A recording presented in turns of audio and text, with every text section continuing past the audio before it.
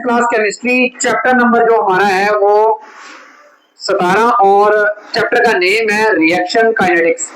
इसके बारे में आज हम पढ़ेंगे। लेक्चर नंबर 1 है रिएक्शन काइनेटिक्स। सबसे पहले इसके जो मीनिंग है उसके बारे में जानेंगे।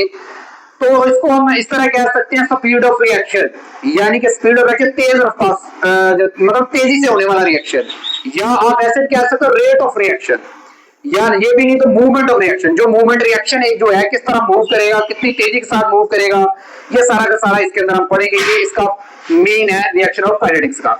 अब इसके अंदर डेफिनेशन के ऊपर हम बात करते हैं। डेफिनेशन इसकी है the study of rate of reaction, mechanism of reaction and factor which affect rate of reaction। इसके अंदर बेसिकली हमने ये पढ़ना है, इसके अंदर ये स्टडी करना है कि रिएक्शन कितनी तेजी के साथ हो रहा है, रिएक्शन के ऊपर कौन कौन सी चीजें असरअंदाज हो रही हैं।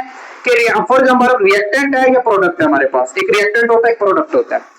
रिएक्टेंट से कितनी तेजी के साथ प्रोडक्ट बन रही है, ये उसके ऊपर अगर वो तेजी के साथ बन रही है कौन कौन से ऐसे फैक्टर हैं जो उसको तेजी के साथ करवा रहे हैं, या अगर स्लो रिएक्शन हो रहा है तो कौन सी ऐसे फैक्टर्स के अंदर इन्वॉल्व हैं कि जो रिएक्शन स्लो हो रहा है, सुस्त हो रहा है।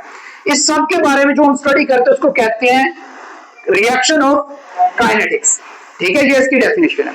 उसके बाद कहते हैं speed of reaction. Speed of reaction की अगर बात करें, स्पीड ऑफ रिएक्शन उर्दू में करते हैं तेज रफ्तार होने वाला रिएक्शन, कि रिएक्शन कितनी क्विकली जो है रिएक्टेंट प्रोडक्ट के अंदर बन गई है, कितनी तेजी के साथ वो चेंज हो गया है, रिएक्टेंट प्रोडक्ट के अंदर चेंज हो रहे हैं कितनी तेजी के साथ। तो देखिए reaction are mostly useful when they occur at reasonable speed. Note मतलब यानी कि रीजनेबल स्पीड होनी चाहिए। क्या मतलब रीजनेबल स्पीड से क्या मुराद है, ना ही वो इतने ज्यादा स्लो हो, टू स्लो नहीं होने चाहिए, ज्यादा सुस्त रिएक्शन नहीं होना चाहिए कि आहिस्ता आहिस्ता रिएक्टेंट जो है प्रोडक्ट के अंदर कन्वर्ट, ये भी नहीं। नॉट सो फास्ट, और ना ही इतने तेज होने चाहिए, ना ही स्लो होने चाहिए ज्यादा, ना ही स्पीड हो कि पता भी ना चले रिएक्शन हो भी गया। They become hard to control, मतलब इस तरह के होने चाहिए कि वो कंट्रोल के अंदर हो, यानी मेन जो दरमियान वाला, ना तेज ना स्लो। ठीक है जी। उसके बाद कहते हैं study rate of reaction help us, कि हम किस तरह से इसको स्टडी करते हैं, उसको हेल्प हमें मिले आसानी के साथ, इसको हम समझ सके। Number 1, predict how quickly product are form, यानी कि प्रेडिक्ट करना कि ये एक रिएक्टेंट से जो प्रोडक्ट बनेगा, या फॉर एग्जांपल एक आपने चाय बनानी है, वो कितने मतलब तेजी के साथ यानी कि चाय बन जाएगी। ठीक है, या ऐसे एक रिएक्टेंट कितनी तेजी के साथ प्रोडक्ट में कन्वर्ट हो जाएगा, वो प्रेडिक्ट करना।